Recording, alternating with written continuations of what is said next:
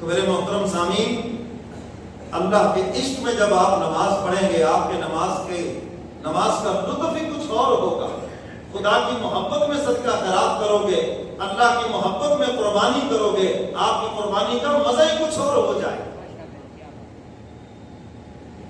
نماز کو، نماز جمعہ کو، نماز عید الاضحیٰ کو، عید الفطر کو گلے سے اتارنے کا مزاج نہ بنائیں، اللہ کے عشق کے اندر ادا کرنے کا مزاج بنائیں، اور پھر دیکھیں تمہارے دلوں میں اللہ کیسا نور اور کیسی محبتیں پیدا فرماتے ہیں۔ ہم تو آج اس کو بوجھ سمجھے ہوئے، بوجھ، اس لیے تو نمازیں پڑھنے کے بعد چہرے پہ نور نہیں ہے، جمعہ پڑھنے کے بعد وہ نور نہیں ہے، عبادات کرنے کے بعد وہ نور نہیں ہے، اس لیے کہ ہم اس کو بوجھ سمجھ کے پڑھتے ہیں، جان چھڑاتے ہیں۔ کس مسجد میں جلدی جان چھوٹ جائے، کہاں جلدی 2 منٹوں میں جان چھوٹ جائے، کہاں سے یہ جلدی سے گلے سے اتر جائے۔ جب ہمارا مزاج یہ ہوگا، قبول ہونا تو بڑی دور کی بات ہے، پھر اللہ رب العزت بھی ایسی عبادتوں کو قبول نہیں فرماتے۔ اللہ الصمد، وہ بے نیاز ہے، ہماری عبادتوں سے بھی بے نیاز ہے، اور جب ہم اس کی محبت میں کرتے ہیں، پھر چھوٹی عبادت بھی ہو تو ثواب بڑا ہی عطا کرتے ہیں۔ محبت والا کبھی ریجیکٹ نہیں ہوتا، نہ اس کا کوئی عمل ریجیکٹ ہوتا ہے۔ آپ جس مسلک سے بھی تعلق رکھتے ہیں، میرے لیے سبھی قابل احترام ہیں، بس میں آپ سے یہی گزارش کروں گا کہ جو بھی نیک عمل کریں اللہ کی محبت کے اندر کریں، اس کے عشق کے اندر کریں، پھر دیکھنا اس عمل کے اندر لطف کیا ہے، مزہ کیا ہے۔ وہ حدیث مبارکہ کا مفہوم عرض کر کے آتا ہوں اپنے موضوع کی طرف۔ موسیٰ کلیم جا رہے ہیں، ایک بکریوں کا چرواہا اللہ کی محبت میں اللہ سے باتیں کر رہا ہے، اللہ میاں تم میرے دوست ہو، تمہارا دوست ہوں، کبھی آؤ نا میرے پاس، بکریوں کا دودھ پلاؤں تمہیں، یہ ادھر سامنے نہر میں نہلاؤں تمہیں، ادھر اکیلے ہی بیٹھے ہو، جوئیں پڑ گئی ہیں، جوئیں نکال دوں، بال سنواروں، تیل لگاؤں۔ موسیٰ کلیم نے تھوڑی دیر تو دیکھا، زور سے گھونسا لگایا، یہ کیسی باتیں کر رہے ہو تم، اللہ تعالیٰ تو ان چیزوں سے بے نیاز ہے۔ انہوں نے کہا جی معافی دے دیں، اب نہیں کرتا۔ چل پڑے، وحی آ گئی، فرمایا موسیٰ کریم ہم نے تو بھیجا تھا جوڑنے کے لیے، یہ توڑنے کا کام کب سے شروع کیا؟ یا اللہ وہ ایسی اول پھول باتیں کر رہا تھا۔ اب تعالیٰ فرماتے ہیں موسیٰ کریم جو بھی کر رہا تھا میری محبت میں کر رہا تھا۔ فرمایا میں تو فرشتوں میں بیٹھ کے فخر کر رہا تھا کہ دیکھو یہ میری محبت میں کیسی باتیں کر رہا ہے، میں اس کی عقل ہی اتنی ہے۔ تمہارا بچہ توتلی پوتلی زبان میں جب باتیں کرتا ہے، غصہ آتا ہے یا پیار آتا ہے؟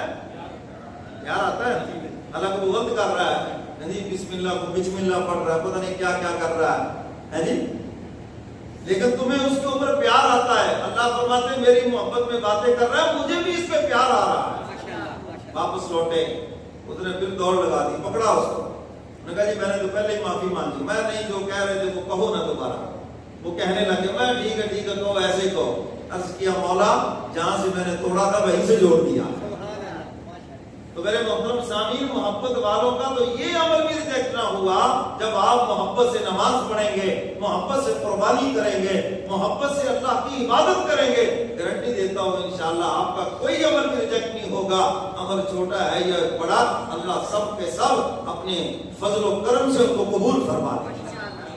تو خدا کی محبت میں کریں، جب محبت میں کرو گے تو انشاءاللہ العزیز پھر جمعہ پڑھنے کے لیے بھی جلدی آؤ گے، نماز پڑھنے کے لیے بھی جلدی آؤ گے، اور عیدین کی نماز پڑھنے کے لیے بھی جلدی آؤ گے، پھر دیر نہیں کرو گے۔ تو ابراہیم علیہ السلام نے جب یہ دلیل دی تو قرآن کیا کہتا ہے؟ فرمایا فَبُهِتَ الَّذِي كَفَرَ، مبہوت ہو گیا، لاجواب ہو گیا، اور یوں گردن چکا دی، یہ تو میرے بس میں نہیں ہے، یہ میں کر ہی نہیں سکتا ہے۔ اور ہم تعالیٰ فرماتے ہیں وَاللَّهُ لَا يَهْدِي الْقَوْمَ الظَّالِمِينَ، اللہ ظالم قوم کو کبھی بھی پھر ہدایت نہیں دیتے۔ جب کوئی ظلم پہ اتر آتا ہے جس سے اللہ ناراض ہو جائے، وہ حق بات کو دیکھیں گے بھی، حق کو سنیں گے بھی، لیکن فرمایا ان کے دلوں کے اوپر مہر لگ چکی ہے، اس لیے بات ان کو سمجھ نہیں آتی۔ تو میرے محترم سامعین، ابراہیم علیہ السلام نے کوئی اس کی بادشاہت اور اس کی طاقت کی پرواہ نہیں کی، بلکہ اس کے دربار کے اندر اللہ کی توحید کے ڈنڈے بجا دیے۔ کیونکہ دل کے اندر اللہ کا عشق ہے اور اس کی محبت ہے، اور یہ یقین کامل ہے کہ یہ جو جہان ہے یہ سارے کا سارا اللہ کے حکم سے چل رہا ہے، جس کے حکم سے چل رہا ہے۔ اور قیامت کے دن بھی اللہ زمین و آسمان کو یا اپنے دائیں ہاتھ میں مطویات بیمینی، قرآن بتاتا ہے دائیں ہاتھ میں لپٹے ہوئے ہوں گے، اور اللہ اس کی طرف اشارہ کر کے فرمائیں گے لمن الملک اليوم، بتاؤ کس کی بادشاہت ہے؟ دنیا میں ہم نے تمہیں عارضی بادشاہت دی تھی، دنیا میں عارضی طور پر ہم نے تمہیں زمینوں کا مالک بنایا، تمہیں جناتوں کا مالک بنایا، آج بتاؤ کس کی بادشاہی ہے؟ کون مالک ہے زمین کا آسمان کا؟